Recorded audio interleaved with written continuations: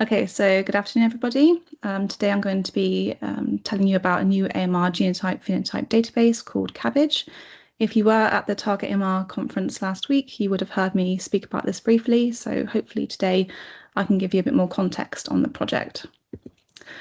So if you want to analyze some AMR data, there are a number of publicly available databases that you could turn to that are provided by multiple different organizations and institutions. However, a large amount of AMR data also exists in the literature that isn't necessarily incorporated into any of these databases. So AMR data is quite fragmented across many different resources. So if I wanted to analyze this data collectively, how would I go about it? Well, ideally, I would need a unified database that brings all of this data together into one user-friendly resource. But why is there a need for a unified database? Well, different organizations and different authors will represent their data in different ways, so it's not necessarily standardized across resources. For example, phenotypic data may be represented as resistant, intermediate, susceptible, as a single letter, as a number, or even as a color, which is fine in a figure, but makes it quite difficult to analyze if it's represented that way in the dataset. Antibiotic names can vary, so the same antibiotic can be given many different names, and multiple different abbreviations can be used for the same drug as well. Measurement values can be represented differently, so there could be a single number associated with a measurement unit or a resistance phenotype. And there's a need for curation as well. So, for example, MICs of 1 million most probably aren't correct and need to be removed from the data. And finally, there'll be duplicate entries as well, which may contain conflicts that need to be resolved. And ultimately, all of these factors represent barriers to the collective analysis of all of this data. So the aim of the Cabbage project was to address these challenges by combining this data into a single, unified, curated AMR genotype phenotype database for WHO bacterial priority pathogens. So essentially taking this data from the publicly available databases and publications and combining it into a single usable resource.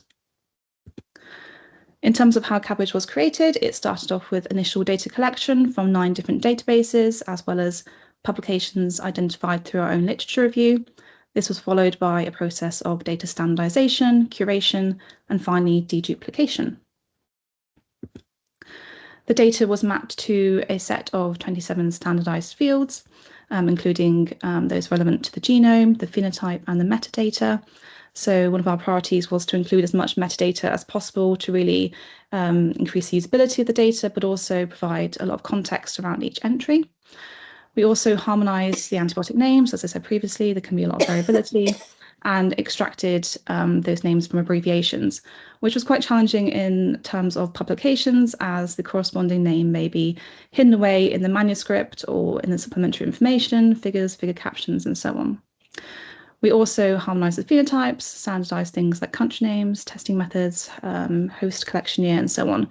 So it's certainly not an extensive list, but it gives you an idea of the work that was carried out.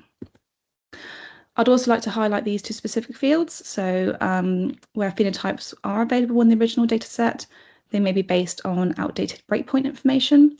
So Cabbage provides updated phenotypes based on the most recent UCAST and CLSI breakpoints to overcome this. In terms of curation, this flowchart shows you the steps that were carried out, as well as the number of entries that were removed at each stage. So as we were focusing on WHO priority pathogens, we excluded any that didn't fit into that criteria. We also removed entries that lacked any genomic data or where there were discrepancies. For example, where an entry had genomic information that pointed towards different biosample IDs. We also removed any entries that lacked either a resistance phenotype or measurement value, so they had to have either one of those. Or where there were discrepancies, as I said earlier, values of like 1 million, which we did see, most probably not correct and need to be removed. And finally, we also removed any entries that corresponded to an antibiotic class if we couldn't reliably determine which antibiotic was being referred to. The final stage was deduplication. This involved grouping entries by those that shared the same biosample ID and antibiotic name, and this helped to identify any potential conflicts in the data. One example is conflicting phenotypes, where they have different SIR phenotypes or measurement values that were obtained using the same testing method. In this case, groups containing the conflicts were discarded if we couldn't reliably determine which phenotype was correct, except when the conflicting entries originated from the same source, as they may represent within study replicates, and so they were retained. We also had groups that didn't have a conflicting phenotype, and in these cases, entries were ranked by the number of filled phenotype fields, giving the highest priority to those that had a measurement value, as that represents the rawest form of the data. The entry with the highest score was selected as the representative of that group. However, entries that had different testing methods were also retained. And ultimately, this resulted in the removal of almost 1.5 million entries. So as you can see, quite a lot of redundancy amongst different databases and publications. The final result is the CABBAGE database, which contains over 170,000 sequence isolates and over 1.7 million genotype to phenotype entries, making it the largest curated AMR genotype to phenotype database to date. So a really great resource for those in the AMR community to access and to use. So how can you access it? Well, it's freely available via the EBI's new antimicrobial resistance portal, and I have included a link here if you would like to check it out. Via the portal, you can really easily filter the data by various different features, for example, the antibiotic, resistance phenotype, collection year, country, and so on. But you can also just download the whole dataset if you wish. Looking at the different data sources that make up CABBAGE, BVBRC was the largest single data source, but this was followed by the data obtained through publications. So it just shows you how much data is available in the literature that hasn't made its way into any of the databases that we looked at. As I mentioned earlier, we did see quite a lot of redundancy between the different data sources, so multiple databases and publications may share the same entries, but this was actually quite helpful in terms of identifying those potential conflicts. Looking at the pathogens that are represented within CABBAGE, the data certainly isn't spread evenly across pathogens. For example, 3 species make up over half of all the entries in CABBAGE, likely just a reflection of certain pathogens being prioritised for study, but also some just being more prevalent. And some species are only represented by a single isolate. We see similar variability in the antibiotics that are represented. So, for example, Cipro was the most frequently tested antimicrobial with almost 100,000 entries, whereas some antibiotics are not so well represented and some are only represented by a single entry. We also looked at the geographical distribution of the data, and as you might expect, there was quite a lot of variability in the different regions that are represented. So, for example, Central Africa and Central America are pretty sparsely sampled, whereas I'm sure it'll come to no surprise to anyone that the US had the largest data coverage of almost 700,000 entries. So likely it's a reflection of the challenges around AMR surveillance in low to middle income countries versus the US, which has many large AMR surveillance programs and a great deal of resources to support them.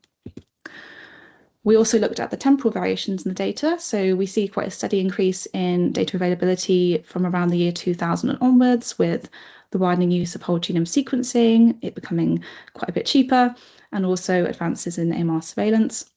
However, we also see this sharp decline in data availability over recent years, possibly just due to technicality of a lag in the incorporation of recent data into public databases, but it could also reflect the impact that the COVID-19 pandemic had on research and AMR surveillance programs. That won't really become clear until more data is collected in the coming years. Looking at antibiotic resistance frequency across the different antimicrobials in CABBAGE, there was a lot of variability. So ampicillin showed the highest frequency of resistance at 40%, whereas other antibiotics show comparatively lower frequencies of resistance, possibly just a reflection of the time since each drug's introduction, but also their overall levels of clinical use. And finally, we wanted to assess if there was any bias towards resistance in CABBAGE. So the overall resistance rate in CABBAGE amongst all drug-bug pairs is around 22%. So to do this, we compared against the large AMR dataset Atlas. And we did find that resistance appears to be more frequent in CABBAGE than in Atlas. However, this wasn't entirely surprising, as we know that certain studies are more likely to sequence and report just resistant isolates. So in conclusion, Cabbage consolidates data from existing resources into a single unified database, which represents the largest AMR genotype phenotype database of its kind. Future work will focus on the continued expansion of Cabbage and improvements to the antimicrobial resistance portal, as well as benchmarks of genotype to phenotype predictive methods. So thank you for listening, and thank you to everyone who was involved in the project led by Lena Chandelievich. We do have a preprint available, which is in the bottom right-hand side of your screen, so I'd encourage you to read that if you would like to learn more. Thank you.